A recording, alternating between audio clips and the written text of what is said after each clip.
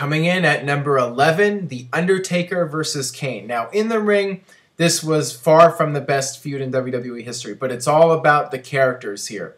You had The Undertaker representing the dark side, and then you had his brother Kane come in from out of nowhere. And this was a storyline that, in the Attitude Era, when things were moving at a very fast pace, WWE actually had a storyline that played out over a long period of time. I mean, the first mention of Kane was in the spring of 1997, and for several months it would be teased that Kane was on his way, and you never knew when he was going to show up. And then eventually he did show up at the In Your House Bad Blood, the end of the Hell in a Cell match between Undertaker and Shawn Michaels. Kane would come out, Vince would be going crazy. It's gotta be Kane! Kane would come out, Tombstone Undertaker, and that's when the feud began. Kane was like no other person that The Undertaker had feuded with up to that point. Kane was pushed just as hard as The Undertaker. He would come out, choke slam people, he would destroy pretty much everybody on the roster.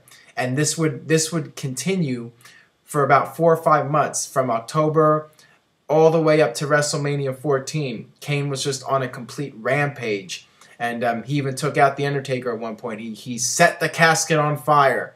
And then Undertaker would come back, get his revenge at WrestleMania, and the feud would continue. They would have a lot of interesting matches against each other. Not the best matches, but interesting matches. They would have an Inferno match against each other.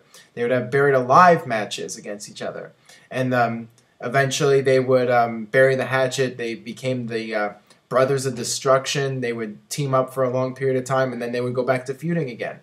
And in 2004, Undertaker made his big comeback and beat Kane at WrestleMania, and then they would become tag team partners again. So Undertaker and Kane, just the comic book like feel to their storyline, made it like no other feud in WWE.